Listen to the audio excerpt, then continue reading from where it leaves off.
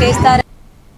విశాఖపట్నంలో జరుగుతున్న CII partnership summit లో పాల్గొన్నారు ఉపరాష్ట్రపతి సిపి రాధాకృష్ణన్.